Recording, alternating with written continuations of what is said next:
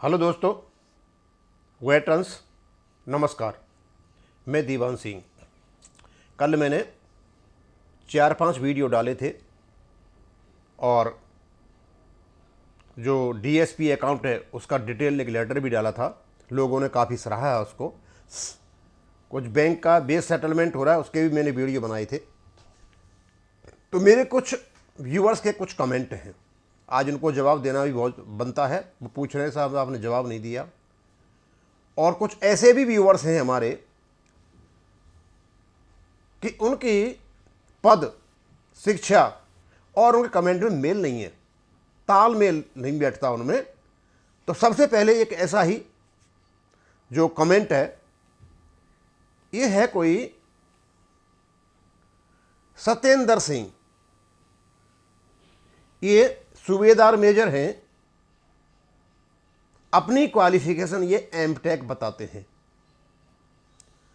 और ये base settlement पर लिखते हैं 8/3/2024 को जो होगा, यहां लिखते हैं सुधर जा। अब मुझे समझ में नहीं आता कि इनका बैंक के बेस सेटलमेंट से क्या संबंध और क्या मैं सुधर जाऊं यहां पर इतना जरूर है सूबेदार साहब, सूबेदार मेजर साहब, आपका जो पद है सूबेदार मेजर, एजुकेशन है आपकी एमटेक, और आप लिखते हो सुधर जा, यानी धमकी दे रहे हो आप। तो ये आपकी ना तो पद से और नहीं आपकी एजुकेशन से मेल खाता है। अब मुझे पता नहीं कि आपने ये कहां से सीखा।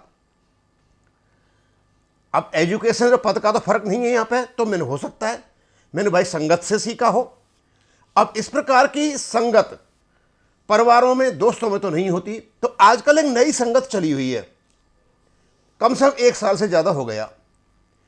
1 साल से ज्यादा। एक तो इस साबका सैनिक संघर्ष समिति के जितने भी पदाधिकारी हैं, गाली देना और धमकी देना ये उनका काम है। अब या तो आप वहां से बिलोंग करते हो, या एक और है सूबेदार चौहान साहब, उन्होंने नई पार्टी बना ली है और वो भारतवर्ष के होने वाले अगले प्रधानमंत्री के रूप में देखता हूं मैं तो उनको, और किसी रूप में चाहे देखो चाहे नहीं देखो। एक वो गाली देते हैं, जब भी कोई उनके सामने कोई बात करता है मीडिया से कहीं भी, तो तुरंत आ जाते हैं और जिस भाषा में वो बोलते हैं, शायद हो सकता है आपका असर वहां से पड़ा हो। सूबेदार मेजर साहब, अब मुझे लगता है कि आप सूबेदार मेजर हो तो कम से कम आप 1992 के आसपास की भर्ती के होंगे। 1992 में मैं रिटायर हुआ था। 1992 से पहले जितने भी आदमी आते थे आर्मी में, वो लगभग 7-8 पास होते थे या अनपढ़ भी हुआ करते थे, और उनको हम एजुकेशन के कई स्टैंडर्ड पास करा करके प्रमोशन दिलाया करते थे। अब आप जैसे स्टूडेंट कितने सूबेदार मेजर हमने बनाए, अब तो पढ़े लिखे होंगे, आपको नहीं किया होगा, लेकिन बहुत ज़्यादा, और वो बेनंबर भी हैं और असिस्ट भी नहीं है।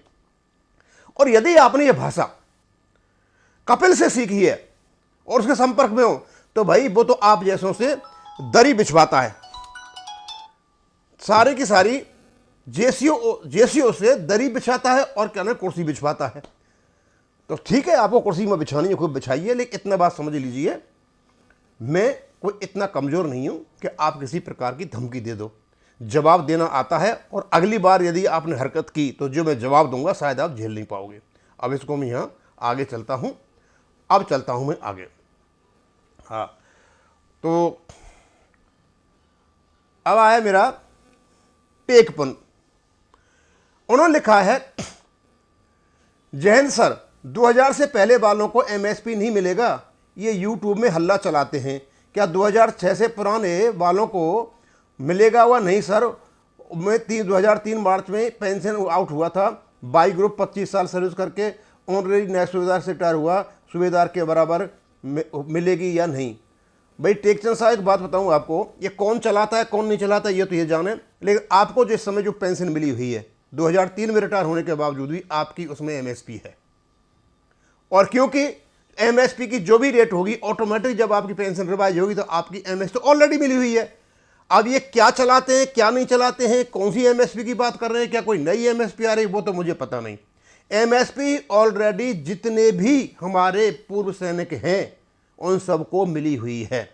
और ओआरओपी की जो फिगर है, ओआरओपी टेबल नंबर 1 और 2 दोनों में एमएसपी है। इसलिए आप निश्चिंत रहिए। और 15,500 का यदि हम जीत जाते हैं तो जैसे ही ये आपका OROP की टेबल आएगी तो उसमें उसका समावेश हो जाएगा। तो अभी तो उसका कुछ हुआ भी नहीं है। उसके बाद है, ये हैं राम निवास जी, कहते हैं दीवान साहब मोदी जी तो आएगा ही, आपने जो लाल पेन से 5 बातें लिखी वो सच्चाई है, सच्चाई हजम नहीं हो सकती। बिल्कुल यही मैं कह रहा हूँ कि ये फालतू की जो बकवासबाजी सुबह से लेकर शाम तक करते हैं ना, इसका कोई फायदा तो है नहीं। अरे जो आएगा वो आएगा जिसको मतलब लोग चुनेंगे। अब मोदी आए या और कोई आए, अब क्यों, अभी तो मोदी जी के ही आसार बने हुए हैं और मोदी जी का दूसरा आएगा दूसरा देगा। सरकार जिसको बनानी बने, हमें तो क्या लेना है। हो सकता है सरकार साहब सूबेदार चौहान साहब की बन जाए, क्योंकि ये भी पार्टी मतलब सशक्त पार्टी है, इनके पास भी 15-16 आदमी हैं, तो 15-16 आदमी मिनिस्ट्री के लिए चाहिए, इनके पास हैं। तो ऊपर वाले की पता नहीं मेहरबानी किस पर हो जाए। उसके बाद है, दीवान साहब दिल खुश कर दिया, ये सभी को यूक्रेन भेज दो, इनकी वहाँ ज़रूरत है, इंडियन में चला जैसे सबकी कोई ज़रूरत नहीं है। ये जो कमेंट किया है सूबेदार साहब, एमटेक सूबेदार साहब, आप इस व्यक्ति का कमेंट देख लीजिए। आप जो हरकत कर रहे हो ना, आपने जो बेइज्जती कराई है, सुबह से शाम तक बेइज्जती 1 साल से ज़्यादा हो गए करा रहे हो, और अब तो विभिन्न तरीके से आप करा रहे हो। आपके ही सर्विसमैन ने, मैं नहीं कह रहा हूँ, ये आपको यूक्रेन को भेजने की बातें कर रहे हैं। आप जाइए वहाँ पर, आप सेवा दीजिए, आप अच्छा लगेगा वहाँ पर जा करके। उसके बाद है ये दीवान साहब, राम राम साहब, अगर किसी डीएसपी वाले को 14 साल 1 महीने या 2 महीने की सर्विस करके AFT से केस जीतकर सर्विस एलिमेंट ले रहा है, यदि आपके संज्ञान में हो तो बताने की कृपा करें ताकि मैं भी केस लड़ सकूं। धन्यवाद साहब। भुवन चंद्र, उत्तराखंड से। भुवन चंद्र जी, मैं आपकी बात को नहीं समझ पाया। आपने 14 साल 1 महीना 2 महीना सर्विस की और AFT से केस जीत करके जो सर्विस एलिमेंट की बात कर रहे हैं, उन लोगों को मिलता है जो डिसेबल्ड हो जाते हैं। क्या आप डिसेबल्ड हो गए हो क्या? या आपने सर्विस इतनी की है आपको पेंशन नहीं मिल रही है? क्योंकि जो डिसेबल्ड केसेज होते हैं, इनवैलिड के हों या कुछ भी हों, आप आर्मी से अच्छी सर्विस करके गए, बाद में डिसेबल्ड हो गए, तो उनके लिए साल की ज़रूरत नहीं होती है। उनको जब डिसेबल्ड हो जाते हैं तो डिसेबिलिटी पेंशन मिलती है। अब किसकी आप बात कर रहे हो मैं समझ नहीं पा रहा हूँ। यदि आप बात कर रहे हो कि आपने इतने साल में सर्विस की है और आपको पेंशन नहीं मिल रही है, तो इसकी मैं जानकारी करूँगा। ये जानकारी तब करूँ किसी वकील से एक्यूरेटली। आप चाहते क्या, आप मुझे बताइए, आप चाह क्या रहे हो। एक ECH कार्ड को रिन्यू करवाना पड़ेगा sir, please confirm. ECH card आपका और आपकी मैसेज का कार्ड रिन्यू नहीं होगा, लेकिन आपके जो डिपेंडेंट्स हैं उनका कार्ड आपको रिन्यू कराना पड़ेगा, क्योंकि हर साल कोई 25 साल तक होता है ये, या लड़की जब तक 25 साल तक ही होता है, या लड़की जब तक अनमैरिड है तब तक होता है, समझे। और जैसे ही उनकी शादी हो जाती है या वो 25 साल का लड़का हो जाता है तो बंद हो जाता है। तो ये सारी हर साल आपको जानकारी देनी पड़ेगी और हर साल आपको ये रिन्यू कराना पड़ेगा, लेकिन आपका आपकी मैसेज का नहीं कराना पड़ेगा। एक और मेरे उमाकांत तिवारी जी थे, उनने कहा मेरे से कि साहब ये बताइए कि जो DSP अकाउंट है, जो समझौता हुआ है SBI का और इंडियन आर्मी से, वो दिसंबर 2024 तक है, तो क्या बार बार हमें DSP अकाउंट बदलवाना पड़ेगा?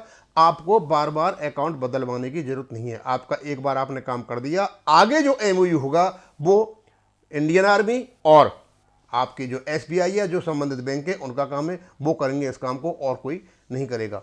अब मैं आपको बताना चाहता हूँ कि कल मैं एक वीडियो डालूंगा, PCDA ने क्लैरिफाई किया है कि MACP कैसे कैसे दी जाती है।